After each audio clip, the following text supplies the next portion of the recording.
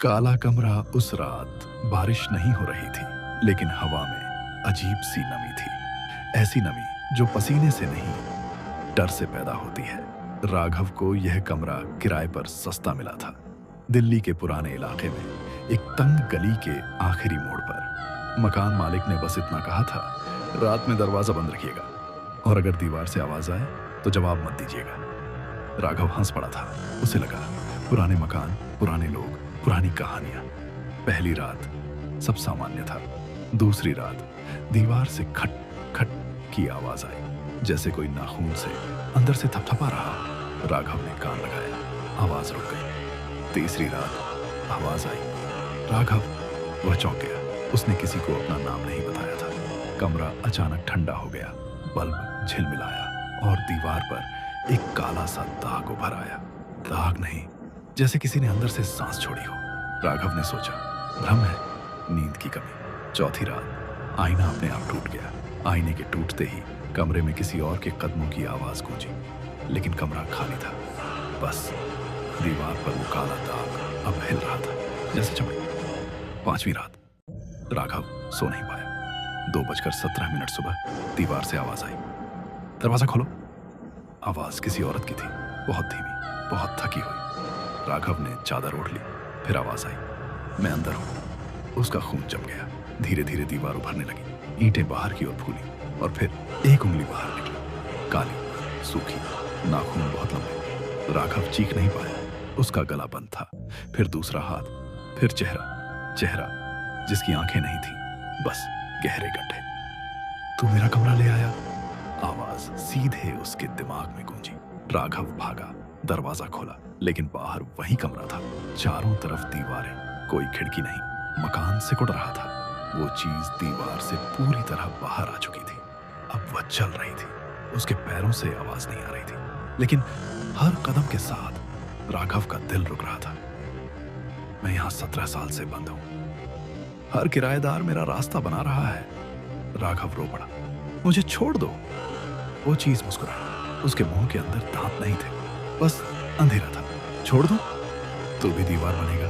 कमरे की दीवारें उसकी पीठ से चिपकने लगी। उसकी सांस घुटने लगी।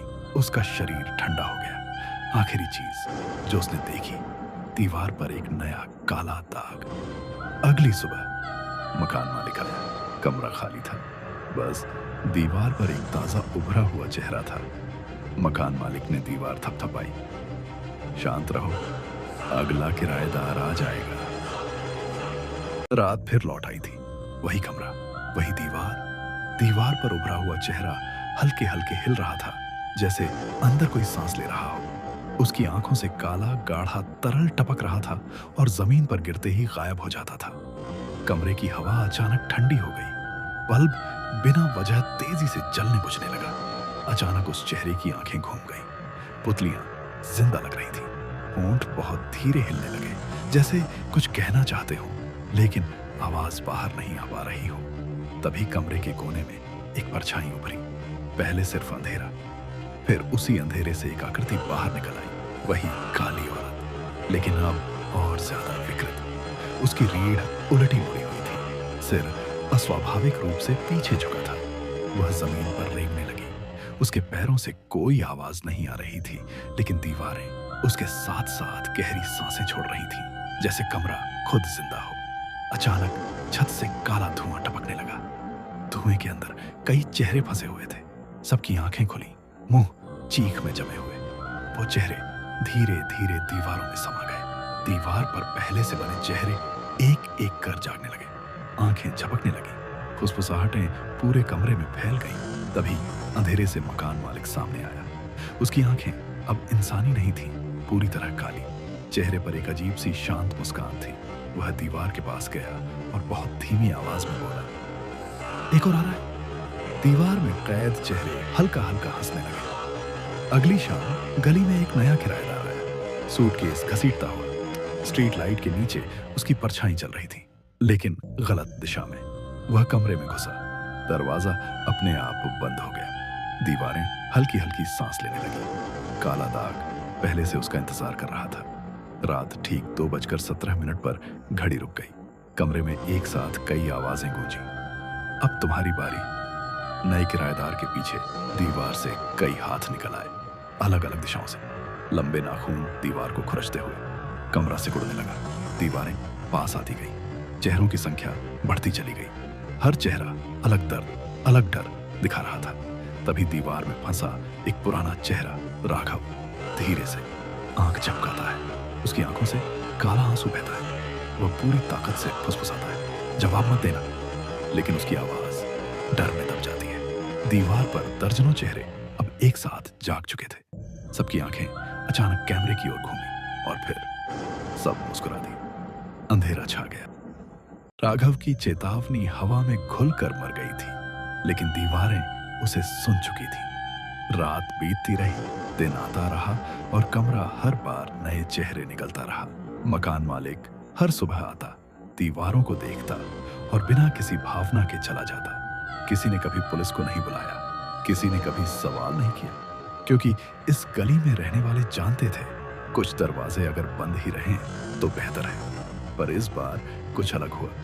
नया किराएदार अमित उस कमरे में आने से पहले ही बेचैन था, जैसे कोई चीज उसे पीछे से देख रही हो। उसने पहली रात दीवार से आती फुसफुसाहटें सुनी, लेकिन उसने जवाब नहीं दिया। दूसरी रात घड़ी 2:17 पर रुकी, फिर भी वह चुप रहा। तीसरी रात जब आवाज आई, दरवाजा खोलो, तो उसने अपने कान बंद कर लिए। दीवारें पहली बार निराश हुई। कमरे में कंपन हुआ, हवा भारी हो गई। काला दाग तेजी से फैलने लगा, लेकिन अमित पीछे नहीं हटा। उसने दीवार की तरफ देखे बिना कहा, मैं नहीं सुन रहा, मैं जवाब नहीं दूंगा। उस पल दीवार में हलचल मच गई। कई चेहरों ने एक साथ सांस छोड़ी। उनमें से एक चेहरा ज्यादा साफ था, राघव। उसकी आंखों में पहली बार डर नहीं, गुस्सा था। वो आएगा, उसने फुसफुसा कर कहा। अब वो खुद आएगा। और सच में मकान मालिक उस रात आया, पर अब वह आदमी नहीं था। उसका शरीर दीवारों जैसा खुरदुरा हो चुका था। त्वचा में दरारें थी, जिनमें से काला धुआं निकल रहा था। उसकी आंखें पूरी तरह गायब थी, बस खाली गड्ढे। उसने कमरे में कदम रखा और दीवारें उसे पहचान कर शांत हो गईं। अमित पीछे हट गया। तुम कौन हो? मकान मालिक हंसा। मैं वो हूं जिसने पहली बार जवाब दिया था। 170 साल पहले यह कमरा नहीं था, यह एक बंद तहखाना था। उसमें एक औरत को जिंदा चिनवा दिया गया था, मकान मालिक की पत्नी।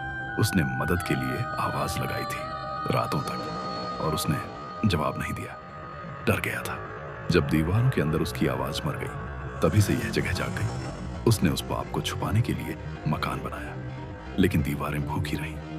हर वो इंसान जिसने आवाज सुनी, हर वो इंसान जिसने जवाब दिया, दीवार बनता गया। मैं सबका रास्ता हूं, मकान मालिक बोला, और ये दीवारें मेरी सजा। दीवारों से चीखें उठी, चेहरे हिलने लगे। अमित ने आखिरी बार कहा, मैं जवाब नहीं दूंगा।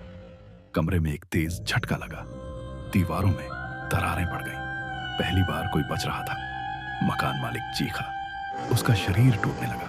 दीवारों से चिपके चेहरे एक एक कर गिरने लगे। लेकिन जैसे ही मकान ढहा, एक नया कमरा बन रहा था, कहीं और, किसी और गली में। क्योंकि कुछ पाप जगह नहीं बदलते, बस पता बदलते हैं।